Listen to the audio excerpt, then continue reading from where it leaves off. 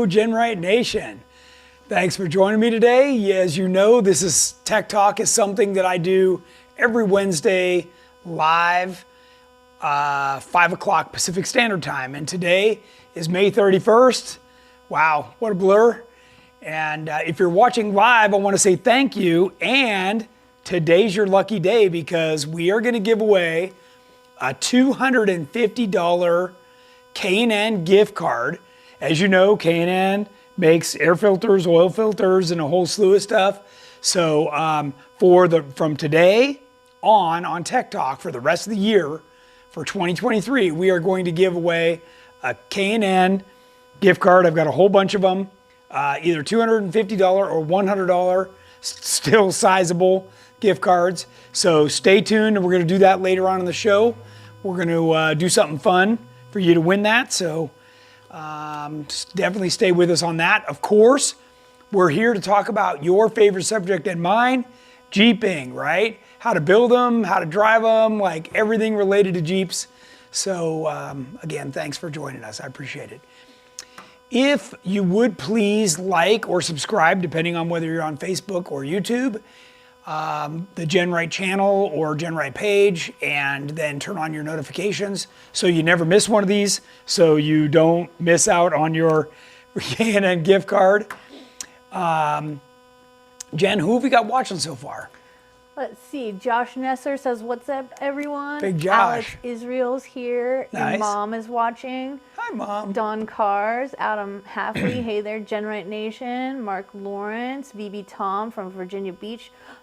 Heather from Northern Michigan is watching. Hi, Heather. Nice. All over the nation. Awesome. Esther Parrott Newcomb from Virginia Beach. Sam Walker says hi. Richard Jadlowski, Hey, Jim Sam. Snyder, and a whole bunch of other people. Yeah, and Rich was just with us out there at Desert Roundup, so that's cool too. He'll probably get to see himself. We've actually got a pretty cool video to show you guys from our weekend. The last 4 days we were out there at High Desert Roundup, or HDR. So we'll get into that in a second. As always, especially if you're watching live, you get to ask questions. So take advantage of that. It's what I'm here for. You're not interrupting me, and I love questions. So next thing is featured product. I do have one thing to show you guys today. It's actually pretty cool. And this is a door bag that we offer for the JK or the JL half doors that we make. And one of our guys figured out if you take these little pads off the back, you can screw this right to the inside of a tailgate on a YJ, a TJ, an LJ, a JK, or a JL. And this gives you a bunch more storage. So I'll give you an example. You know, I've got some quarts of oil in here. I've got a tow strap in there. You can hold, a water bottle or some drink, tire gauges, maps, maybe a wrench that you're always, needing quick access to. Super nice. This is exclusively made for us by PRP, and it's a nice, heavy, water-resistant material. Great zippers, and like I say, you can find this over on our website right now. And you just buy this individually and mount it right to your tailgate, the inside of your tailgate. So there you go, something new. All right, so let's see.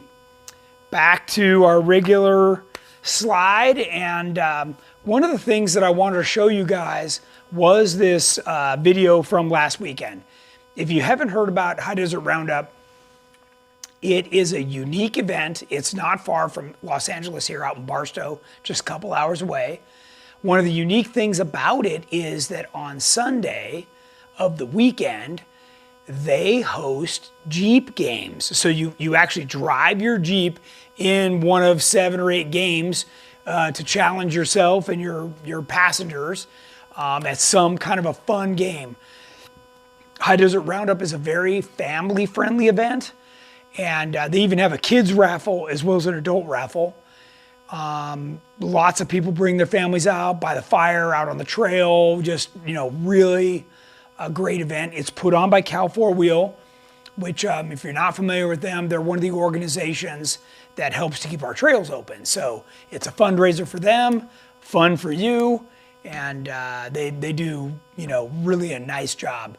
We, as GenRight, donate some big prizes to the raffle, and we lead runs, and we also host one of the games called the Wet Lap, where the passenger holds a bowl of water and the driver goes through a course as best they can while the passenger doesn't spill any water.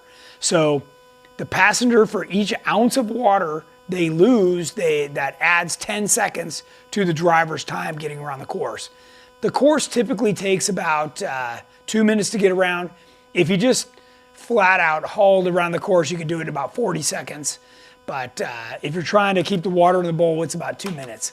So there's good trail riding out there, everything from something you could take a stock Jeep on. I mean, I saw stock, you know, showroom Gladiators and, you know, JLs and stuff out there, all the way up to something like one of our Jeeps. We had a bunch of the GenRight crew there, tons of GenRight Jeeps. In fact, I think at our camp we had 30 people driving a GenRight equipped built Jeep, and we even had Tom Lint-Negley came all the way from San Antonio, Texas. Deborah Carnell came over from Phoenix, Arizona. She drove her JK Elite that we built her, you know, just again, my point is how roadworthy they are. She wheeled it all weekend and aired it up and ripped right home back in her Jeep. So yeah, really a good event. Let's take a look at the video right now, and I'll chat about it a little bit after we get back. See the guy in front of you, don't count on that line being there. It's good. That's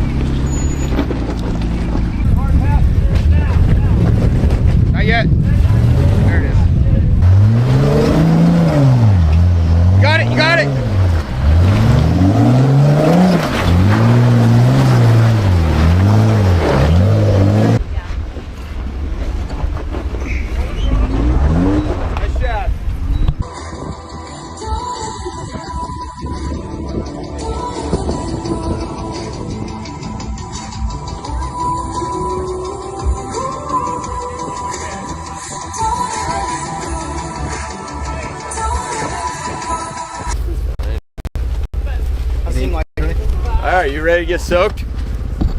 You got. whoa! Come on, yeah, float it, float it. Go bigger bump. Oh! Are you even trying? Yes, come on. Okay, downhill.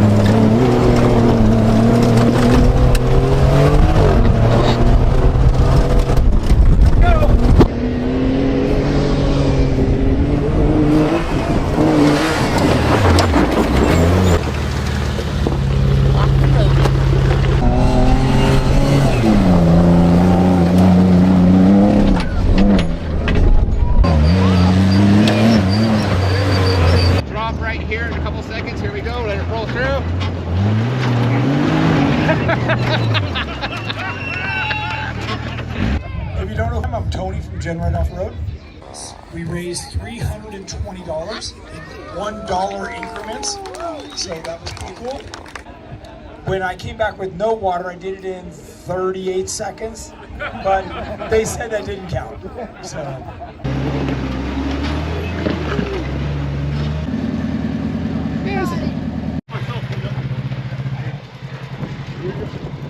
Got it? You gonna let it drop? Yeah, watch out. Yep.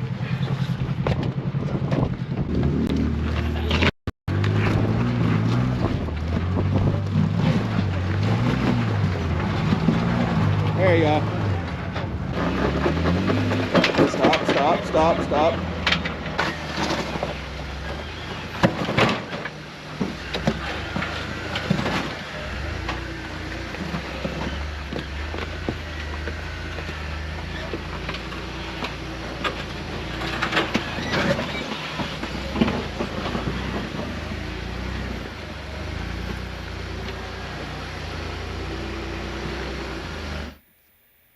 All right, I hope you enjoyed that video. Big shout out to Josh Nesser for pulling that together for us for today's show. And as you can tell, we had a lot of fun, and I already look forward to next year. So one of those things, hopefully you too could join us next year. That'd be great. We always have a good time out there. So Okay, we've got a few questions coming in. Sure. Alex Israel asks, how do you fix the JK Lean 2013 JKU with 3.5-inch rock crawler suspension? Yeah, so you got a couple things fighting you. One is gas tanks on the passenger side. When you open the rear tailgate, if you've got a tire carrier, that's also on the passenger side. Then the way the engine torques, it actually pushes down on the passenger side rear as well.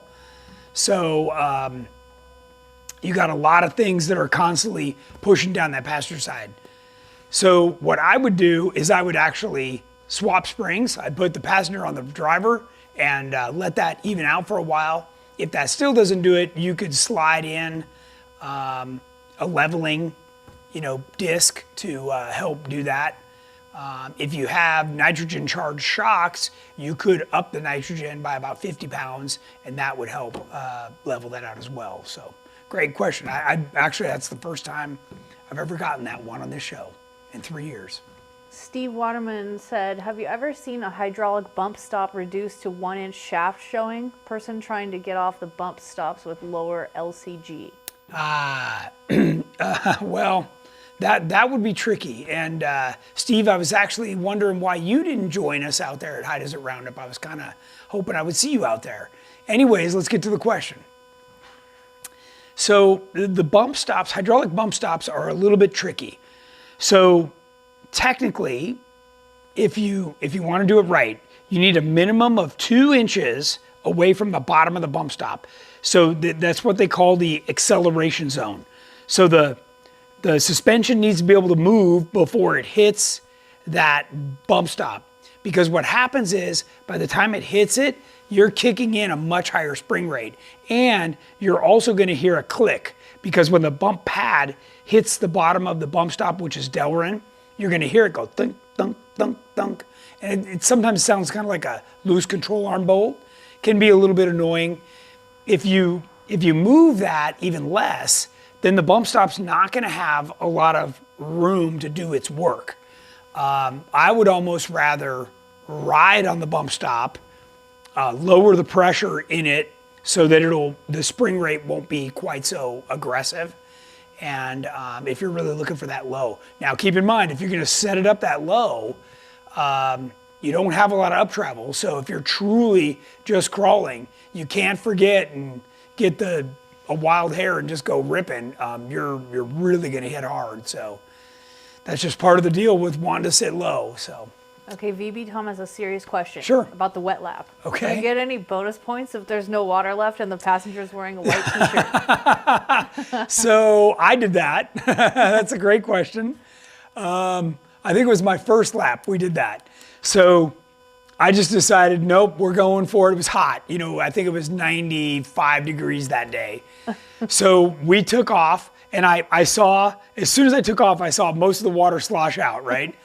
Then when I came into the first corner, I saw almost the whole bowl go straight into my defroster on my Jeep. like the whole thing.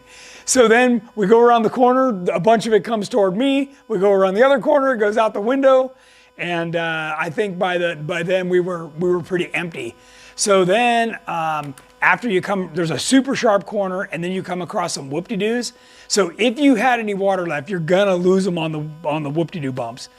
And then you've got to brake hard, and then right at the end there's a big dip where some people even bottomed out their front bumper coming through the dip to the finish line. So it's definitely tricky.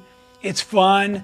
Then after that, so we dumped all the water. Then I did a slower run where we actually tried to keep as much water as we could. Because remember, it's a 10-second penalty for every ounce you spill. So to answer your question, if you come back with no water, then you have so many penalties that you basically forfeit your run because it's a DNF. So, but Tom great said question. There was a couple where it seemed like the guys were purposely dumped it to splash the girls in their passenger seat. Yeah. And it was 97 degrees out there, so whoever got dumped was actually refreshed. Yes, and sometimes I just had a passenger, and sometimes I had people in the back seat, and we had 2 bowls of water at one point, and I saw the one bowl of water in the back seat just like completely get tossed onto the other passenger back there. So there was a lot of fun happening, a lot of fun. Who won?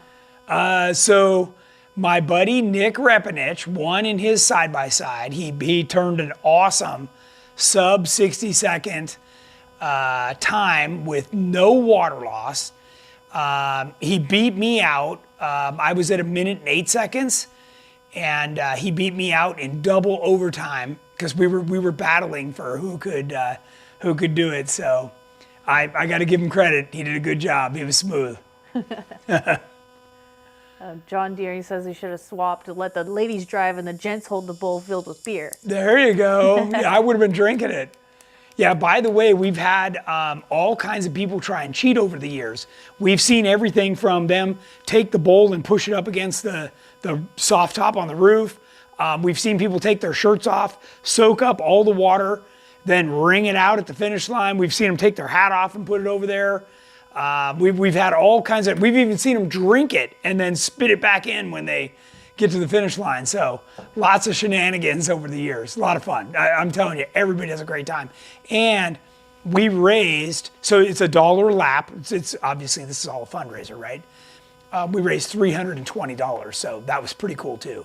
So think about how many laps that took at $1 a lap. That's a lot. And Sam Walker says that Nick is a total ringer and you might want to keep him around. Yeah, he's my KOH co-driver. Help you race next year. Yeah. So. Okay, we have a bunch of suspension questions. Sure, yeah. Again, one of my favorite topics. And we do have a Jeep here too that we're gonna spin around and talk about. So let's answer some of these and then we'll get to that. Okay, Bob Hadley said, I bought a rear triangulated rear and want to do the Tracer front shock mounts with Novak LS motor mounts. Have your TJ to LJ, flat bottom trans mount now. Am I wrong with my path? Also have a 1-inch Bobby mounts, 99 TJ. Okay, so if you're trying to do the Tracer belly pan, you don't need the body lift anymore. Honestly, if you want to do the double triangulated, I would go back to the Legend belly pan and the 3 and 4 link mounts like we've got right here, this style, because that whole system works a little bit better if you want to go double triangulated. So you just got to decide. But if you're going to stay with the Tracer, you can get rid of the 1-inch body lift and drop that whole thing down. The Tracer, remember, was really designed around low CG. It was also designed around an LS engine, but we also made it work with the factory drivetrain, but the whole idea, super low. So yeah, just make a choice. Is it more important to stay low, or do you want that double triangulated? I'd go for the double triangulated myself, especially if you're doing the TJ to LJ. Eric Maxon just said, hi, Tony. I ended up buying the LJ, and I'm looking forward to your Legend suspension. Nice. I was emailing with him earlier today. And then James Johnson says, hello from Utah. Is there a good way to do a triangulated front on an 08 JKU? No, so that's I wondered if we would get that question, given the fact that we've been talking about suspension for the last few shows. So, in the last couple shows, we've talked about roll center, okay? If you do triangulated front and triangulated rear, you have zero roll center. That thing is gonna wanna flop on either side. So then what happens is people throw sway bars on, okay? Well, you've heard me talk not necessarily positively about sway bars, because the last thing you want is a sway bar that's actually holding the vehicle level. The vehicle needs to sit level and be drivable without a sway bar. And the moment you go to a triangulated front and triangulated rear, that thing's a mess. He says he's follow-up comment going single triangulated rear. Single triangulated rear. Okay, that's still, you still can't triangulate the front. So what happens is, this is what I'm getting to, is you have to have one track bar, okay? And I choose the track bar in the front because you've got the steering in the front, and I want you to run a steering box. I don't want you to go full hydro. So the only reason you would do a double triangulated front is if you were doing full hydro. And even then, I'm not a fan. If you've ever driven full hydro, it's terrible. And everybody thinks full hydro is more powerful than a steering box and a ram. It's not. So a steering box, Jen, maybe you can grab that one right there for me. This one? It's heavy, sorry. Okay. So a steering box, I'll give her a second to zoom in here maybe. Inside here is either a 2.5 or a 3-inch diameter piston, okay? So that piston is part of the power steering, is very powerful, right? And you have control of it on the wheel. In addition to that, the boxes are ported, and then you can run a ram that's either 1.75 inch, 1.7 or 2-inch diameter. So you combine those, you can have up to 5 inches of hydraulic pressure, okay? The biggest full hydro system is 2.5 inch. So you have half the power that you would with a box and a ram assist. So don't be fooled. You know, people go with a full hydro because it's simple, they're lazy, they don't want to have to worry about getting all the steering geometry right and stuff. It's only for a crawler, and I tell you, if you try and do anything fast, it is an absolute mess. Even to go in a straight line, you're chasing the wheel just to go straight. So he says definitely no on the full hydro. they're good. Okay, Mr. Freary asked, I would like to hear your opinion on the Savvy mid-arm kit for the TJ LJ. So when that kit first came out, the idea was that was for smaller tires, like a 35 or a 37. And when you did a long arm, it basically just gave the arm too much exposure, right, to trail, ledges, and rocks and stuff. If you're going with larger tires than that, you know, once you go to a 40, I mean, you're not honestly hitting much anymore. So that's the other side of it. That would also be the reason that earlier I was suggesting to the other gentleman to go double triangulated in the rear, is because what happens is as you go to climb something, the links have been moved to the middle to protect the drive shaft, and there's nothing on the side to catch. And our customer Peter Doolin, who ended up getting Jordan's 4500 car, which started as a Jeep TJ, and it has our off-the-shelf 3-link front and double triangulated rear, he noticed right away. He goes, man, I'm not getting hung up on anything. I can just drive over this stuff and it's, you know, going right through it. Well, it's because of that double triangulated rear. Once you remove those links from hanging out on the sides, it makes a big difference. What else you got? Off topic, but what solar panel system is on top of Aftershock's hardtop? So I can post. I got them off of Amazon, and it's a flat. It's actually right here, right behind us. I don't know if you want to spin around and look at it. Oh, the roof is right here. Yeah, it is right here. So, because I took the roof off for High Desert Roundup, but you can see these are made actually for a boat. So you can walk on them. Now, obviously you wouldn't want to walk them on top of your top, but they're very flat, and I did it because I wanted to be able to go through the car wash still, and I didn't, if you have regular solar panels that are sticking up, that doesn't work. So that was one of those things. But I'll send you the link. I think the whole kit was like $400, and it included the controller and all the wires and everything. But I just saw that link the other day, so I could easily post that up for you. And then Rubijon Adventure says he's considering doing the TJ to LJ conversion.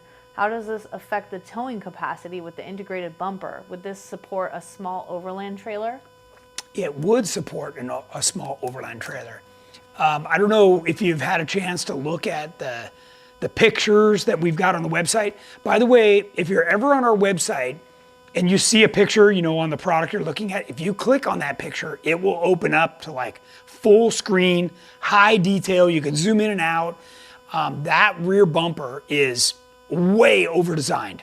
It's shaped like our front bumper, but it's got a whole network of ribs and supports inside that rear bumper to be able to use that receiver hitch that's built in there. So it's a really cool thing. It's a little on the heavy side for me, but for what you want to do, man, it'll work great. And Bob Hadley said, I also have front 3-link. I want to use tracer front shock mounts if possible. Sure. I mean, we sell the shock mounts separately, so you certainly can. I prefer the hoop style, but I know a lot of people like the form style, so it's totally up to you guys. And then Rod Andrews says, I have a 2021 JLU Rubicon with Fusion D60 axles. What do you recommend to program the Jeep for the changes made to lockers, gears, axles, and the elimination of the fad? Taser or flash cal, and why? Yeah, you want the Taser Mini would be what I would recommend. The Pro Cal, which is the one from AEV, will do the trick, but it's pretty basic. I would do the Taser Mini for sure. That's what I'm using in all my stuff anymore, and it really works good. Okay, and Jason Daggett asked, do you make the high steer kit for the JL? I already have Curry D60 axles and need to upgrade my steering, tie rod, drag link, track bar. Yeah, so, okay, this is, and we talked about this a little bit over the last couple of weeks. So part of the problem with going high steer, yes is the answer. We make it, right? No problem. You'd use our 3/4 inch all chromoly kit with the FK Heims, works great. Your challenge is you've got to now get the track bar mount on the axle to match the high steer. And if you're still on coil springs, that you can't do it. Everything's in the way.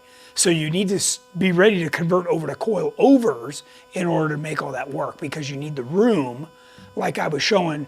And if you missed last week's, pull it up, because I had aftershock in here and I was showing exactly how it leaves all the extra room for you to move all that stuff around. Okay, and Mario Roman has 2 questions about his 2003 TJ. Sure. On the TJ to LJ kit, do you retain the ability to run the factory back seat?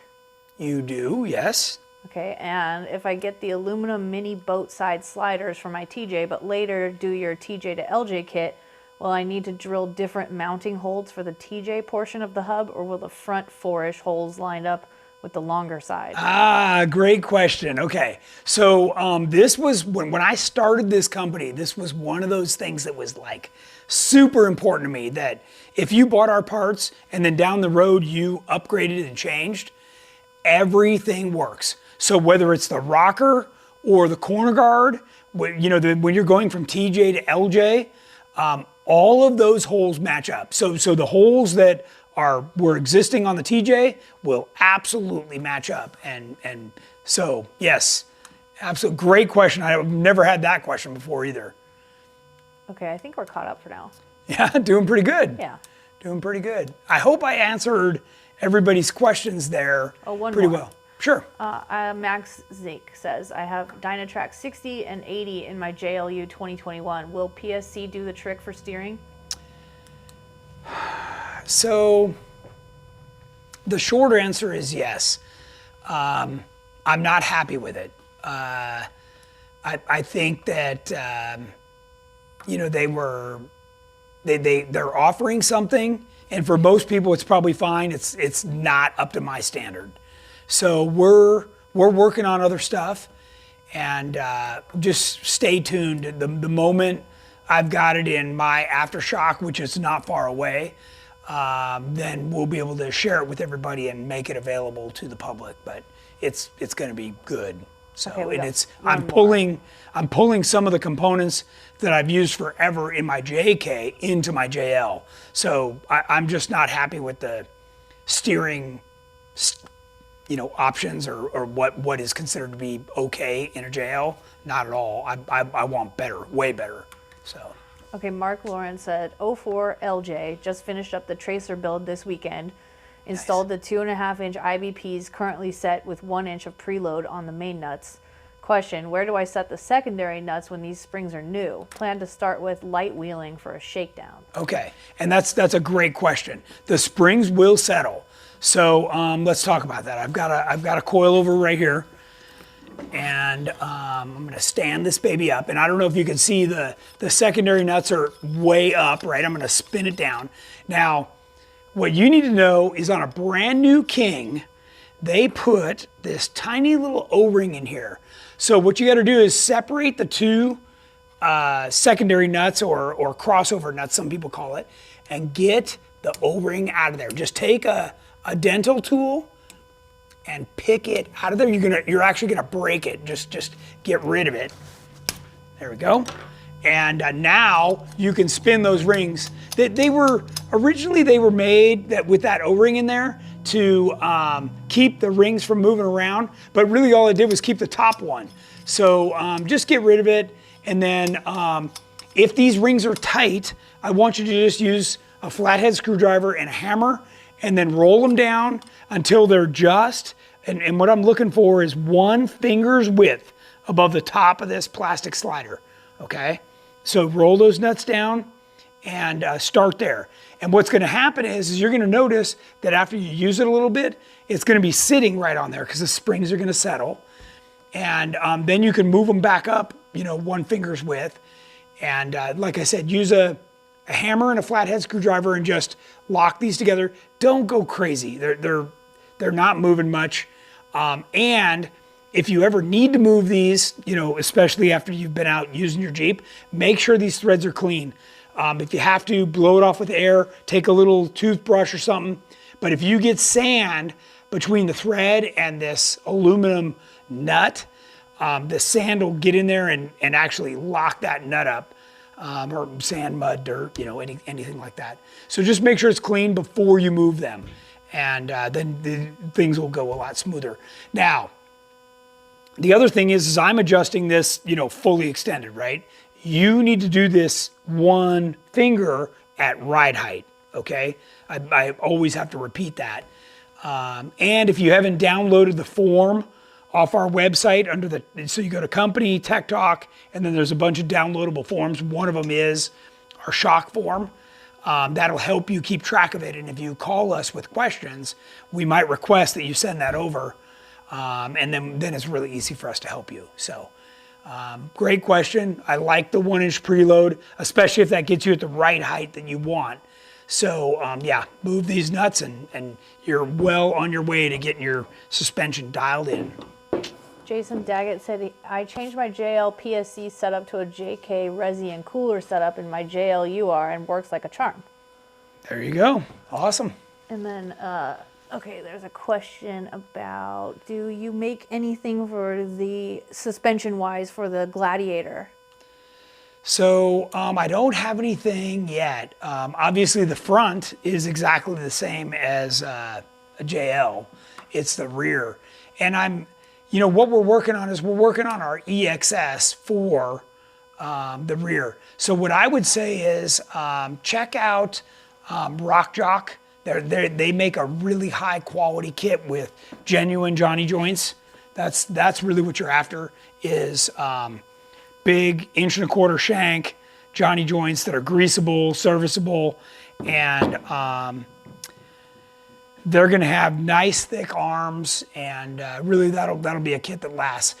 When when you get a kit that has a copy, and I had one right here, you know, where they say, hey, this is just like a Johnny joint, it's rebuildable, it's all that stuff, but you know, you notice it's considerably smaller. They don't really have the materials dialed in. What happens is I call those one-trip kits. If you go out, and and I don't know where you live, I don't know what kind of trails you do, but if you do something like the Rubicon, most kits after going on the Rubicon are clapped out, okay? Because you have articulated that thing so much to its absolute limit that by the time you get back on the highway, that thing is just, it went from nice and tight to just like all over the place. Oh, I missed a question from Kelly Sims. Okay. Should you be able to twist by hand that bar that attaches to the pitman arm easily? Yeah, once you break loose the jam nuts, yes. Yes. Okay. Yep, and then that will readjust the steering wheel, if Okay, that's what you're looking to do. I think we're caught up. Okay.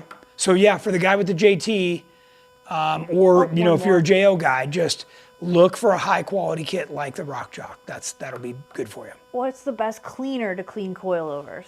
You're gonna want something like brake cleaner will be okay. You know, especially if you're talking about those threads. If you're talking about the shaft, like down here, I won't use anything other than like soap and water. And then what I do is I take a rag or a brush, and I don't want to damage this seal. Now, this is what's called a scraper. The actual seal is underneath this. So you want to watch your shaft, right? Like this is a hardened chrome shaft, and on a Fox it would be a stainless steel shaft. The shafts, if they get damaged, then it'll damage the seal. So you want to make sure that those aren't getting any nicks or anything in them. Or if you build your vehicle with your shocks on it, these things will get weld boogers. So when you're MIG welding and there's those little beads are popping off as you're welding, they'll stick right to this. You need to make sure there's nothing on there before this shock cycles, or you've just ruined that seal before you even get out of the garage. So, but yeah, otherwise I only take a rag or like a toothbrush to clean this portion down. Okay. Please make a JLU cage for the JKs. Well, okay. So the JK cage that we make right now is, you know, by far the best one out there. But we are taking some of the innovation that we've done on the JL and backing that into what we're doing on the JK. I've got a fair amount of JK cages in stock right now, so that'll become a running change, you know, when we make the next batch of them. So, yep. Do you have any updates on the 42 Mickey Thompson tires? I actually do. You guys. So I got a call this morning that mine are just a couple weeks away. So it is June, and they said June, so we're very close. That means that part numbers are available shortly, and I'll be able to put them on the website and start pre-selling them so that by the time ours get here, you can have your order in. So this was very exciting news to me this morning. So definitely want to stay tuned and feel free to ask on every Tech Talk until you've got them in your hands. All right. Okay, Troy Merritt asks, is there a better steering box and pump setup combo for my YJ? We spoke of the screaming I had in Moab. AGR? So, you know, AGR was really kind of the gold standard back in the CJ and YJ days. That's what we're looking at right here. This is an AGR box. This is made by Saginaw.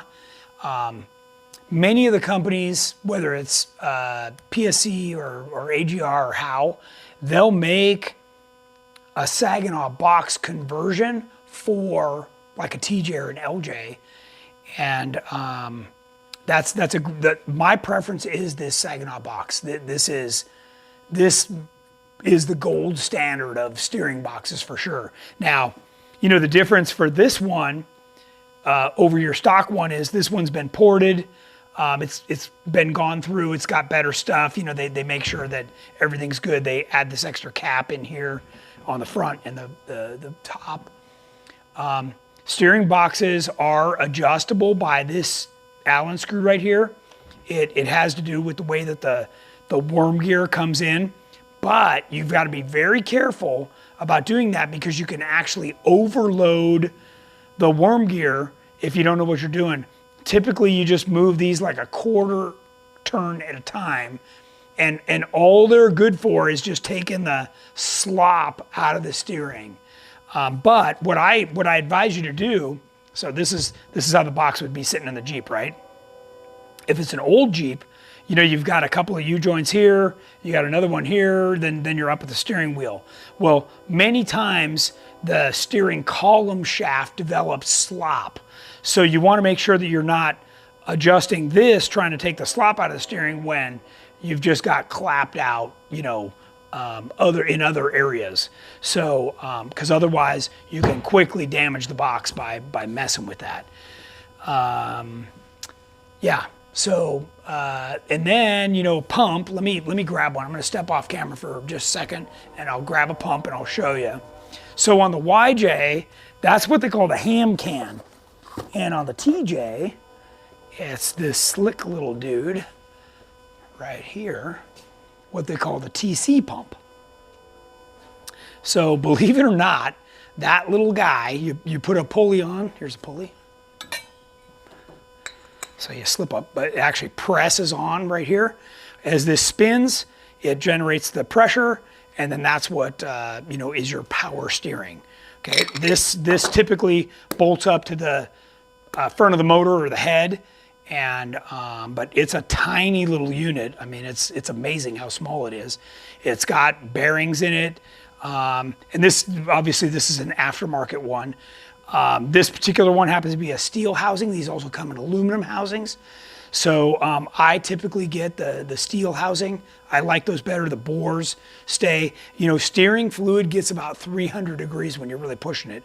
So what happens is if you've got a bunch of dissimilar metals, all that's expanding at different rates, and then the thing starts to leak or blows a seal or something. So I really like the steel housings. Sometimes you don't get a choice. But the one Troy was talking about, this one has a remote reservoir. The one he's talking about has what I call the ham can style, and the reservoir sits right on it.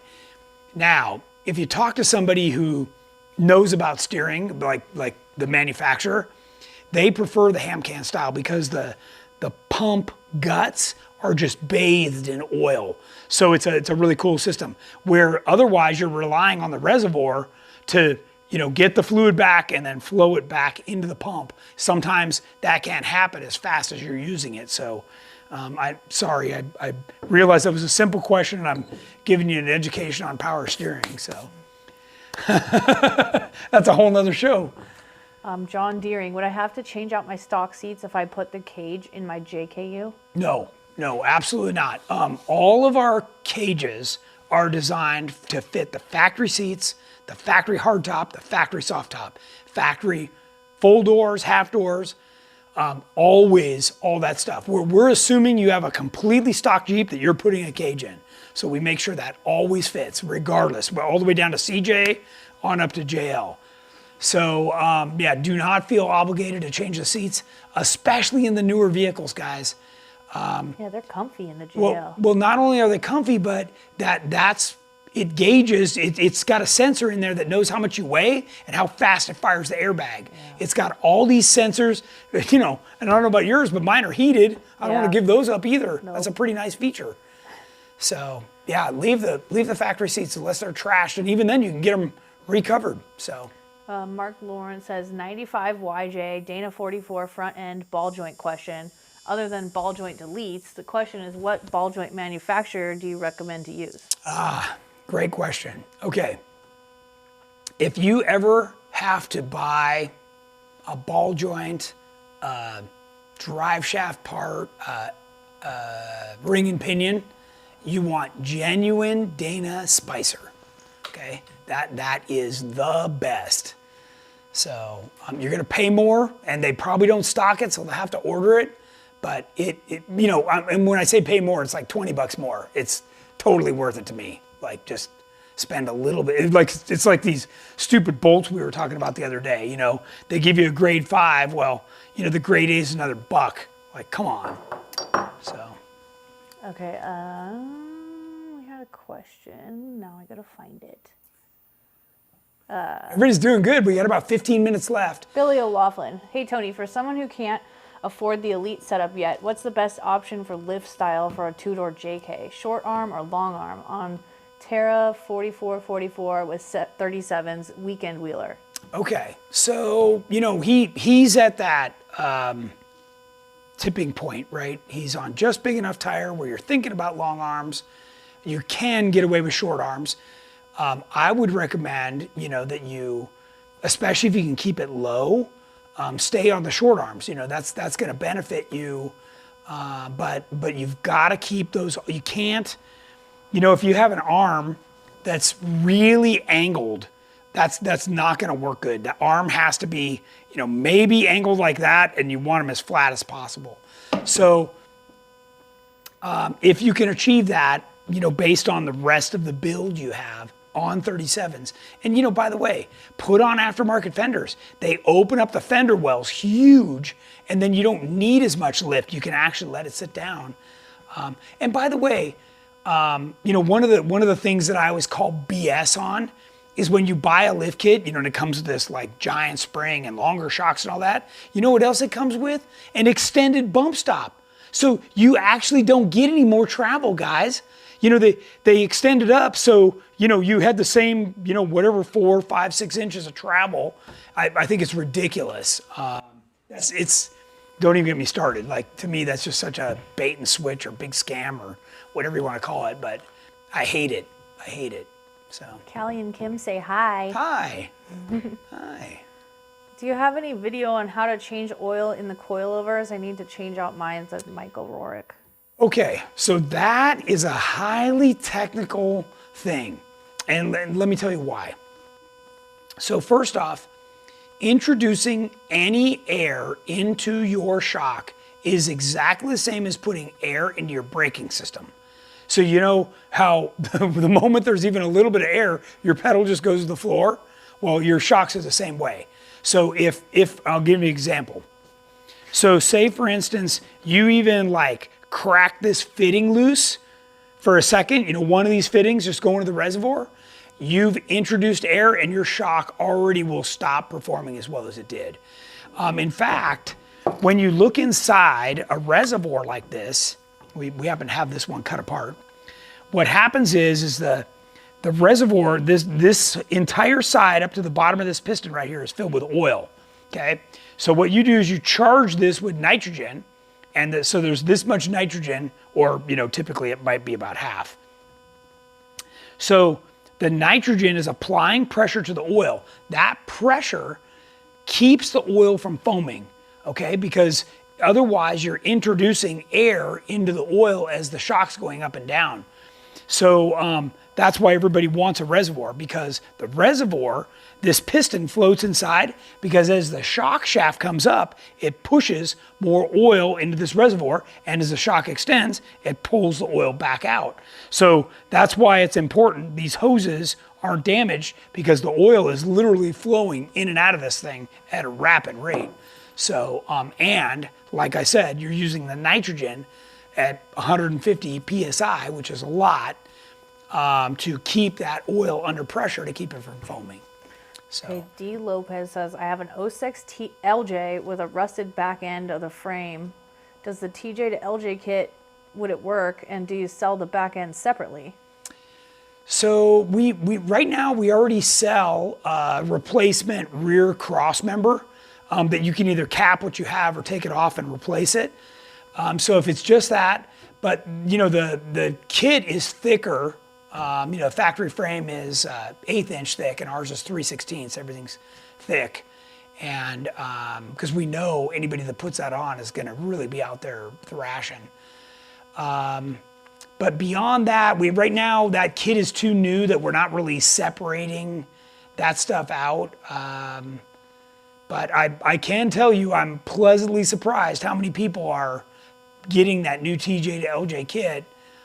In fact, Andrew and I, my lead inside guy, were talking about it today. He had a guy with a TJ that wanted to do a full build, or he was considering going TJ to LJ, and I think it was a $4,000 difference between totally building the TJ or building the TJ and turning it into an LJ at the same time. So totally worth it, in my opinion. You can't even buy an LJ for $4,000 over a TJ. You know, you're going to spend 10. So yeah, that's been very well received, very popular. Kevin Hudson asks, are the 42-inch tires only available in 17-inch or also 20-inch? So they will be available in 20. The first ones out are 17s, and the 20s will probably follow a few months later. So if you're jonesing for something right away, yeah, it's going to be a little while longer. And Jason Roche asks, Baja Boss versus Trail Grappler?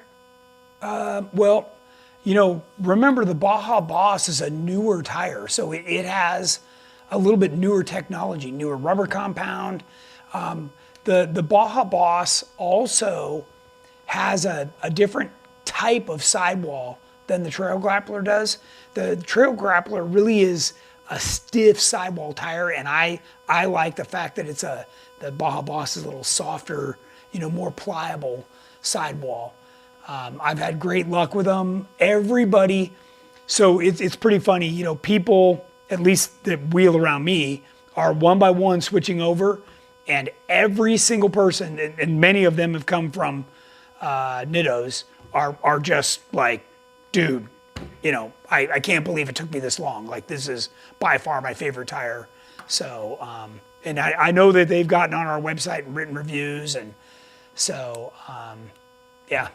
I mean, even if I wasn't working with Mickey Thompson, it's the tire I'd buy right now. So, Jim Dexter says, thank you, Tony, for giving some of your knowledge on these tech talks. It's a huge help. Question, 05 TJ going to do the Legend kit. How high do I set ride height? Set up 2.5-inch coilovers with mounts to do this. Okay, so I'm going to assume those 2.5s are 14s, right? And what I can tell you is that in the rear, those shock towers should be, like, you shouldn't even be able to get your finger in between the inner fender well and the top of that shock tower. So those should be pushed way up, and that's gonna kind of set the overall ride height. Then you're gonna match that ride height on the front with the hoop kit. We got a joke question. What? From Adam Pfeiffer. Oh, geez.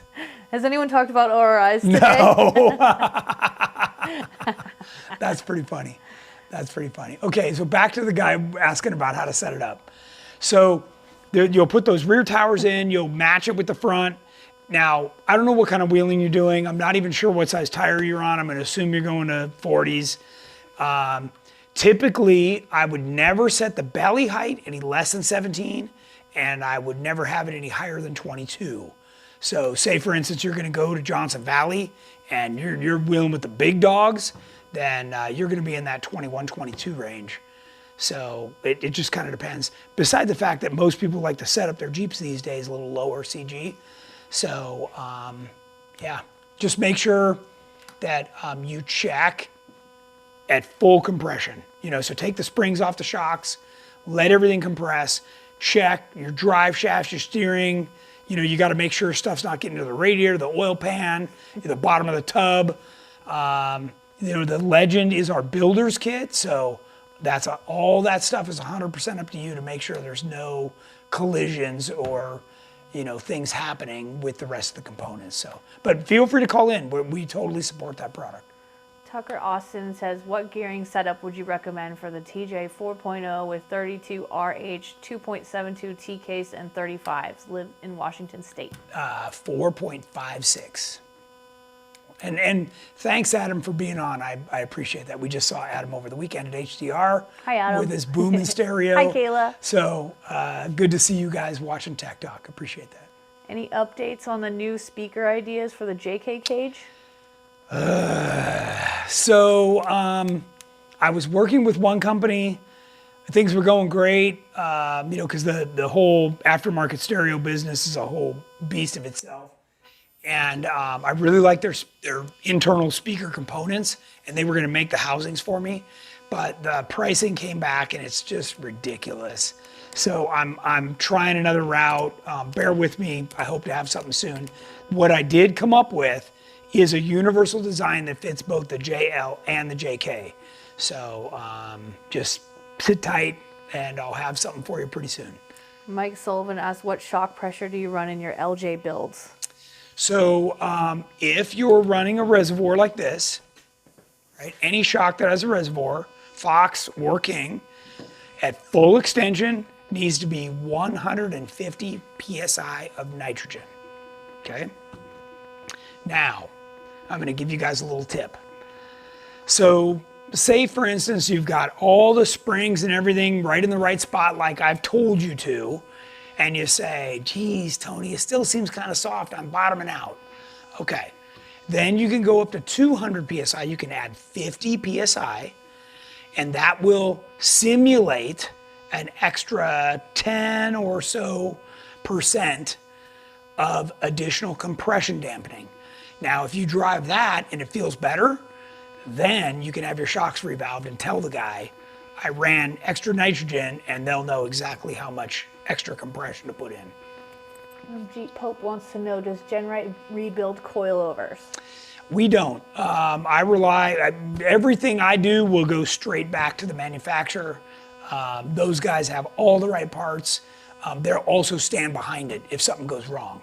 So, and by the way, you know, if you've got a leaky shock or something that's not right, when you send the shocks back to like King or Fox, they actually check every shock shaft. They roll them, make sure that they're straight. If they're checking them for, you know, pits, dings, weld boogers, all kinds of stuff. And they'll make sure that when that shock comes back, it's like brand new. So not everybody does that. A lot of the other rebuild places will literally just change the oil or put a new seal in only if it's leaking. So you're kind of getting the minimal service there. Steven says, you mentioned this the other day, but what PSI should I have in my front hydraulic bump stops? Okay. So I want you to start at 150 PSI. And on the bump stop, there's a little O-ring. If your O-ring is gone, I want you to put a zip tie, okay? So when you're driving around at the speed that you like to drive, if that zip tie is all the way at the bottom, then you need to go up 50 PSI, okay? 50. Okay, so now you'd be at 200 PSI. If you're still moving that zip tie down, I want you to go up another 50 PSI to 250. Still bumping that out, then you can go to 300. 300 is the absolute max. And by the way, when you're at 300 PSI, that's a 700 pound spring rate. Okay, so you're gonna be going from your 250 bottom spring to 700. That's a very abrupt step. And you will notice a difference. And if you're still bottoming out at that point, you and I should have a conversation because maybe your driving style needs to change. So. And Adam asked, what's the wheelbase differences on the Legend and the Tracer for the TJ-LJ? Okay, that's a great question. So the Legend kit is a builder's kit, so you can make that any wheelbase you want. The Tracer kit is 115. That's fixed. So what happened was we had a bunch of customers who wanted a little more simple kit to put in, you know, where they didn't have to like cycle everything and figure out, like I was just telling that guy, you know, that he's got to take the springs out and check everything. They wanted to just put it together. Well, the Tracer is that way. The Tracer comes with a 46-page manual. You literally find a hole or an oval on the frame and you put the bracket right there, and the control arms are already pre-made, and you just set them to a certain length, and you know, everything goes together and nothing collides. So the Tracer is really for that guy who just wants a, you know, not to think about it a lot, doesn't mind doing the work, but doesn't want to have to, like, you know, engineer the whole thing. That would be the reason to go for the Tracer. Or if you're going with a V8, because the whole thing was designed around an LS3 and a 4L80, and an Atlas. So, it's a no-brainer. Again, we sell the proper motor mounts. The motor's been shifted over. We sell the whole accessory kit. We sell the radiator. Basically we have everything. We tried to kit it as much as we could to make it as easy as possible. So, but the Legend kit, is the kind of thing that can be bought one piece at a time, and you can do it a little bit at a time. You can do it all at once. You can make it whatever length you want. You can use whatever axles you want. Where the Tracer kit, you need Curries, right? The Legend kit, you can use whatever you want. You can put freaking rock walls in there if you want, that's 100% up to you, so. Jason asks, on coilovers, why would you do a shorter length upper and a longer lower coil spring rather than equal length coil springs? Okay, excellent question. I can answer that for you. So, this is a little bit more complicated answer. So the upper springs we run right now are 150s. That's a normal Jeep. Now, so unless your Jeep is running a hard top and a big spare tire off the back and you got a ton of tools and stuff, you're gonna be on a 150. Once you go below 150, like if you really have a super lightweight crawler and like you're totally into saving weight, then you're gonna wanna go with a lighter spring. You might wanna go with a 125 or a 100. Well, you're not gonna get that in a 14-inch length, okay? So what's gonna happen is those are gonna go to like a 10-inch, right? So then you've got to increase the bottom spring to make up for that. And remember those secondary nuts that we were just talking about that we were spinning down, right? Now that's going to move this slider into a different position. So you've got to move all this stuff up. The reason these secondary nuts, there's a couple of reasons why these are so important. One is if you roll them all the way up like they are right now and you compress this shock, this upper spring is going to go into what they call coil bind, meaning that each one of these coils is going to hit the next one before the shock bottoms out. When that happens, this center slider that's between the two springs shatters, okay? Now that slider is keeping the spring off the body of the shock, okay? So it's got it right centered real nicely so that as it goes up and down, it's not rubbing the body. These lightweight springs do not like to compress straight. So every time you compress them, it's like a bed spring. It wants to, or a slinky, the thing wants to like, so we always spend a lot of time. In fact, if you even look at this slider right now, I don't know if they can see it on camera, but it's not even flat right now. So just the springs, the way they're sitting, even unloaded, this thing's already got a twist to it. So, yeah, so that would be the reason, is that they want, if it's a lighter spring or you're just getting a lot of deflection, you want to shorten up that spring, then you can add a longer lower spring. But remember, if you guys only hear one thing, like if you take away one thing from everything I've told you about coilovers, if this is a 150, this can only be a 250, okay? And I say it this way. You can't have more than a 100-pound difference between the upper spring and the lower spring. So if this is a 200, this can be a 250, but this can't be more than a 300, okay? So typically, if it's a super lightweight rig, this would be a 150 and a 200. Right now, I think this is a 250 on the bottom. I don't see the writing. This is a 200. So yeah, these are both pretty light springs. So this would typically be like the spring rate that I would start in the rear. Now you may end up going 150, 150. So if the vehicle's really light. So, but again, fill out the sheet that I've got on our website, and in a few minutes I can help you over the phone to determine what you got going on. Remember, if you're working on that stuff on your Jeep, you have to have everything in there that you would have when you go wheeling. That means a full tank of gas, if you got a spare tire, tools, whatever you would have in that, even a giant cooler that's full, okay? You have to simulate the exact same weight. Otherwise, you're totally wasting your time. So. Okay. Kelly Sims asks, is there a benefit to using 3-inch IBPs on a Tracer? Will they fit? They won't fit. The 3-inch So the difference between a 2.5 and a 3-inch is 66% more dampening. So even though it's only a 1/2-inch difference in size, it's actually 66% more dampening. Now, that said, sometimes, depending on how light the vehicle is, like the back of Kelly's Jeep is pretty light, he doesn't need any more dampening in the back. So what happens is the manufacturer, whether it's King or Fox, would end up taking out a lot of the dampening in the shims, and to make up for that giant piston that's traveling through all the oil, to let it be able to move fast enough, because it actually has so much capability of dampening things down. So that's the fine line.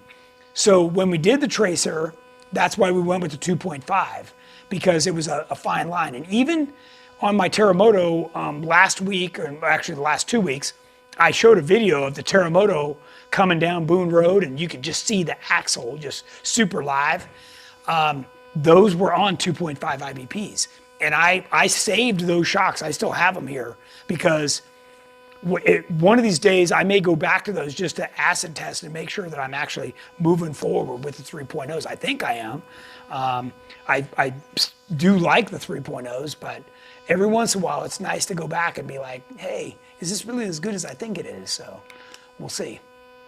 Dave Vincent asked the best way to test clearance in the shop. I'm moving from Nitto 40s to 42-inch Mickey Thompsons. I'm just barely rubbing now in the real world, fully flexed. By the way, the Mickey Thompson rep in Moab was a wealth of good information, and enjoyed speaking with him. Good. Yeah, one of the cool things about Mickey Thompson, is that they're American made, and the people that work there are really enthusiasts, and it's one of the reasons I like working with them. So, that actually is a good point on a lot of fronts. Like whether it's the Johnny joint or an FK Heim or a tire, a wheel. Like one of the reasons I like working with Raceline is those guys are into it. If you've ever met Greg, that guy's been in the industry forever. He loves off-road. He even raced himself. I like working with people like that. And Mickey Thompson didn't make a truck tire that they're trying to sell to Jeep guys. They made a Jeep tire. That's a big difference. So, at least it is to me. And that's why you see me be such a supporter of Mickey Thompson, for sure. Beside the fact they're just super nice guys. And they called me this morning while I was still drinking my coffee and told me that 42s are coming. Jason said, thanks, Tony. Interesting thing is I have 250 10-inch uppers and 300 16-inch lowers. Seems harsh. Yeah, it could be. So the length of the spring doesn't really matter, okay? It's that poundage, the spring rate, that's gonna make the biggest difference. And remember, I'll tell you a little story. When I first met Brett King, he and I were at the Lake Elsinore track watching Pro 2 and Pro 4 trucks, right? And these race trucks are just launching off jumps and just sticking the landing. And I'm like, that's what I want my Jeep to do. Like, come on. He goes, oh. He's like, okay, well then, Tony, he goes, the springs are literally just to hold the Jeep, right? Like that establishes the ride height. Then, based on whatever you're hitting, you've got to put enough spring rate there to make sure that it doesn't bottom. Right now, the spring rate is assisted if you have an IBP, right? That's got additional dampening control right at the bottom, or as it bottoms, and an air bump or hydraulic bump stop, right? So, which is the same as the IBP. So you're doubling it up, so you actually have a ton of dampening as you come down. And that's what makes it stick. So because on a regular shock, when you hit the ground, the thing wants to bounce back, right? The spring is trying to push back as fast as it can to keep the wheel on the ground. Sometimes it does it so fast that you pogo, right? So that's where the dampening control, what they call rebound, comes into play. Compression, totally different, right? You got to have enough compression not to bottom, but then you got to have, it's all about keeping the wheel on the ground, right? So if you have too much compression or too much rebound, the tire won't be on the ground. And what's gonna happen then is the vehicle's gonna wanna like skid around on you as you're going through whatever it is, you know, even washboard roads, it'll be terrible. So again, if you have specifics, fill out that sheet that we've got on our website, just snap a picture of it and email it over to me, and I'd be happy to look at that and listen to what your drivability issue is, and I can definitely get you pointed in the right direction. So, and I don't know if you heard me say this before, but we've had, you know, JK Elite, Tracer customers show up at events like Trail Hero or even HDR, and they go, Tony, you know, I'm bottoming, I can look at it for 60 seconds, and I got the guy driving away and super happy. So it doesn't take much when you've got the right background to, you know, get it going in the right direction. Billy O'Loughlin said he was just wondering what your thoughts are on stretches for two-door JKs. I've seen some from 2 to 8 inches. Yeah, you know, the guys that are stretching them are doing it because they want a better departure angle, right? They want that rear tire with no overhang. That's great. And I you know, Rockstar Garage built one, you know, years ago that was on 42-inch IROCs, and it was stretched, gosh, I want to say 5-7 inches, something in there. And we make a gas tank to do it, you know, that'll let you push that axle way back. But you know, when you start cutting away the fender well on a 2-door, you're opening up 4 layers of sheet metal. So it's not like a regular, you know, TJ YJ where it's, you know, 1 layer of sheet metal and it's an easy trim and you're done. You're actually breaking apart spot welds. So now you got to do something to like put all this back together. So, you know, you could do bolts and spacers, you could re-weld it, you could do a lot of stuff, but you can't leave it. The thing's a wet noodle. So just think about that. Kathy McCavis likes that gray women's jacket behind you. That is. Got to order one. I'm surprised more people don't say something about that, because every chick that's ever bought that loves it. It's got the little thumb holes. I wear mine every day. Yeah, they're on the website, super nice. So we've got, not a men's version of that, but we also have like a nice rain jacket, Hey, like what a about shell. our giveaway? Oh, our giveaway. Okay, so $250. Yeah, we're running long, huh? $250. Okay, so the question that you have to answer, this goes to the first person that can answer this. What was my first product in what year for what vehicle? So if you can answer those 3, you get a $250. The first person to do that gets a $250. We need a Jeopardy music, like doo doo doo. You just type in the comment and we'll look at it after the show. Okay, say it one more time. Okay, GenRight's first product for what vehicle in what year? Okay, we'll give them some time to come up with the answer. Yeah, so. Answer all 3. Good okay, stuff. what about my Jeep? What's wrong with it? Oh yeah, let's can we spin around? I'll pop this off for you, and we'll take a look. There we go. Okay. You good? The phone fell. Whoa. Okay. So this Jeep hit something out at HDR, and what I wanted to do was go through, this is a common thing. You come off the trail and your steering wheel isn't straight anymore. So you need to get underneath here and evaluate. Steering that is not straight could be something that's damaged and ready to break off, so it must be investigated. Second, if you're on a newer JK or JL, JT, the traction control systems are looking at your steering wheel being off, and it thinks that you're on ice. Okay, so it's gonna start applying the brakes or taking away power, which could prevent you from even getting off the trail. So what you need to do is get underneath and look at it. You know, did you hit and bend the tie rod? Did you hit and bend the drag link? Did you damage the track bar, right? So here's I pulled some stock stuff out to show you. Jen's Jeep has aftermarket stuff on here already, including a ram assist. So with welded on tabs, that's great. But what you want to do is you want to check. So first off, start out at the wheel. You've got 2 ball joints here on the knuckle. You also have a wheel bearing. So if you bump this, you'll be able to feel whether there's slop in there. The next thing I do is I hold onto the wheel and I grab the chassis and I shake this, and that'll also tell me, did the track bar get a bunch of slack in it, which means the bushings are blown out. Super common. It's almost always the track bar. In this case, you know, I was looking at it and I see just a little bit of a scrape on the steering there, which really wouldn't warrant the, you know, what's happening. The drag link is adjustable right here, so it'd be pretty easy to just readjust it and straighten up the wheel. But what I'm worried about is the pitman arm. So the pitman arm is splined. I don't know, can they see the splines? If I hold it up against something silver.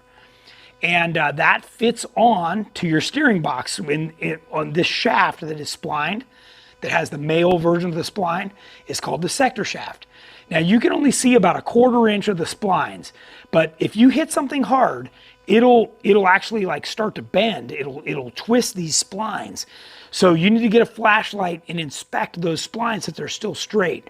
If they're twisted, that is what happens right before the sector shaft breaks. Okay, so it's made out of a hardened material, and it gives you a very small warning, and once it breaks, you've got nothing. Your steering will fall down and you got nothing. Now, in her case, she's got ram assist, so she'd be able to get off the trail, but it wouldn't be pretty.